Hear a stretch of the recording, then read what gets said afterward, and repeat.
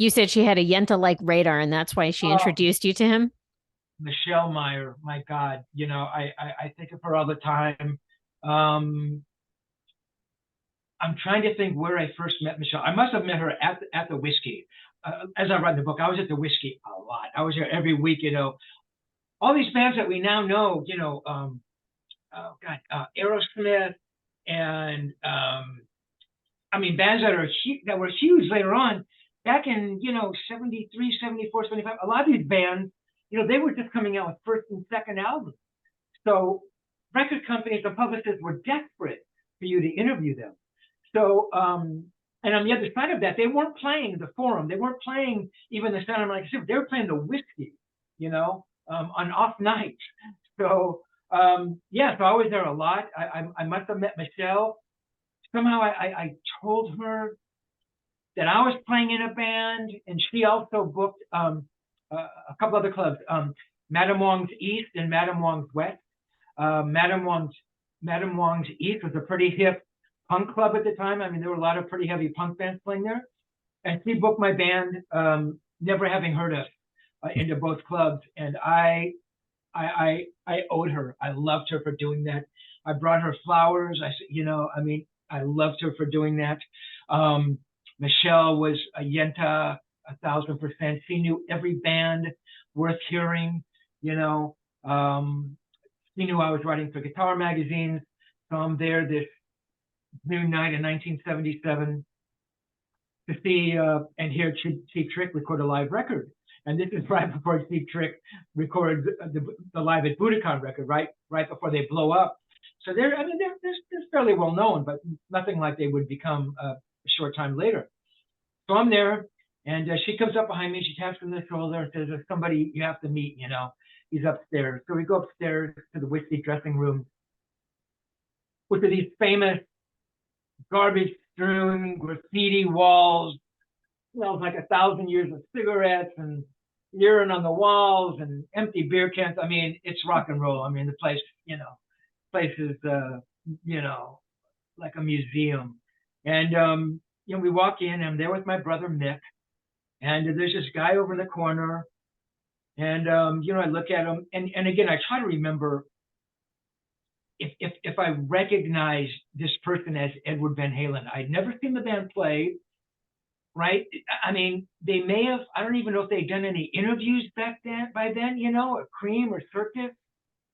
This is 77. I mean, they were just still playing the whiskey and, backyard parties. The first record hadn't come out. Um, I mean, I may have recognized them somehow. And all I could think of, well, my God, this guy, and I write, if he's not a guitar player, he's got the most amazing hair, and he's got the cheekbones, and he holds a cigarette perfectly, and he's slender, and he's svelte, and he's sleek, it's like, oh my God. So walk over, and she goes,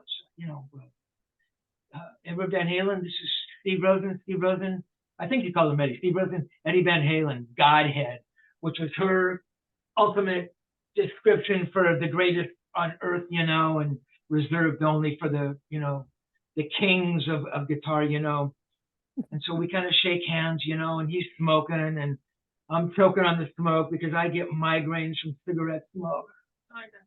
Not breathe it in, and we just start talking, and it was just, and I hate to over glamorize it or romanticize it, but it was just such a good conversation. And remember, I'd never heard him play. So had I heard him play, would I have been a little bit, quieter or shyer? I mean, maybe. But again, you have to remember, by 77, I'd interviewed Richie Blackmore and John McLaughlin and Joe Walsh and Jeff Beck and, Wishbone Ash and, John Edwards. I mean, I interviewed amazing, amazing guitar players. So I wasn't easily, jaded. Um, but it was just such an easy conversation. And I consider myself a little bit of a snob. I mean, look, I love Blackmore, I love Purple, I love Clapton, I love Cream, the Yardbirds. I knew a lot about those guys. I knew all the records. I knew the deep cuts. I knew a lot about them. you know. And if I was talking to somebody and they'd make a comment about Richie Blackmore, you know, oh, well, he used, you know, 335 on, you know, Machine Head, I go, you fucking moron. I wouldn't say that, but all of a sudden my estimation of this person's knowledge about a band would go way down because I realized they didn't know anything to make a comment like that. So part of me was like almost waiting for Edward to make like a stupid comment about Mhm. Blackmore or Clapton because that's what we talked about, but he never did. And in fact, he got so deep. You know, he was talking about Richie's, you know, that staccato single note picking thing he does on the vibrato bar, and he understood Clapton's playing and his finger vibrato. I mean, Ed was so much deeper into the music than I was, you know. I thought, oh my God, this guy really knows, you know. I thought this guy's the greatest, you know. I'd love to be this guy's friend. And, you know, in the conversation, you know, he runs out of the room and comes back and he's got like a pencil and he picks up some, I don't know, ticket stub, you know. Hey man, here's my number, you know, call me, you know. Not let's get together, call me.